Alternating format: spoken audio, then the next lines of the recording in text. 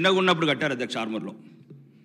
మా తాత ముత్తాతలు దానికి ల్యాండ్ అక్విజిషన్ కింద కొద్ది ల్యాండ్ వస్తే ఇంతకుముందున్న ప్రభుత్వంలో మాజీ శాసనసభ్యుడు షాపింగ్ మాల్ కట్టుకున్నారు అధ్యక్ష. నేను వచ్చిన తర్వాత దాని మీద సంబంధిత సంస్థలని ప్రెషర్ చేస్తే 3.5 కోట్లు ఈ గౌరవ ప్రభుత్వం వసూలు చేసింది అధ్యక్ష. సంతోషం. నేనేమంటున్నానంటే ఇంకా 8 మొత్తము 3.5 కోట్లు ఇంకా 4.5 కోట్లే అధ్యక్ష.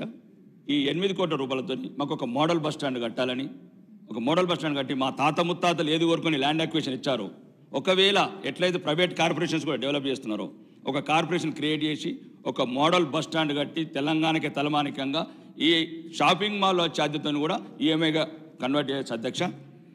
ఇంకా ముఖ్యంగా ఇక లాస్ట్ చెప్తాను అధ్యక్ష, ప్రోటోకాల్ ఇష్యూస్ అధ్యక్ష. దయచేసి మీ ద్వారా మీకే చెప్పుకోవాలి. ప్రోటోకాల్ చాలా మొదటిసారి శాసనసభ్యుడిగా ఎన్నికైనందుకు చాలా అవమాన పాలవుతున్నాం.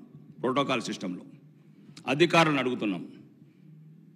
నేను ఒకటి చెప్తున్నాను అధ్యక్ష, ప్రతీకారం కోరుకుంటుంది. మీరు ఇంతకుముందున్న ప్రభుత్వం మీ మీద కక్ష తీర్చుకున్నది, దాన్ని తీర్చుకొని పర్వాలేదు. మేము మొదటిసారి శాసనసభ్యులుగా ఎన్నికైనాం అధ్యక్ష. ఒక్క నిమిషం నేను చెప్తున్నాను. ఒకవేళ మీకు అట్లా అనిపిస్తా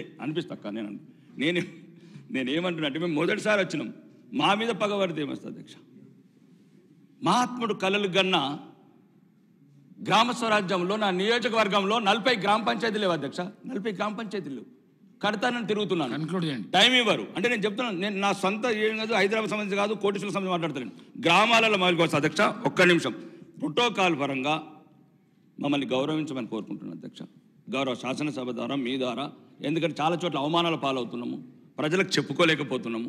గౌరవ ముఖ్యమంత్రి గారి ద్వారా కూడా కోరుకుంటున్నా, మాకు తగిన గౌరవం ఇవ్వండి. ప్రజాప్రతినిధిగా, ప్రజలను ప్రతినిధిగా గౌరవం ఇవ్వని కోరుకుంటున్నాను అధ్యక్ష. ఈ అవకాశం మీరు ఇచ్చినందుకు ధన్యవాదాలు అధ్యక్ష. మంత్రి గారు. సార్, గౌరవ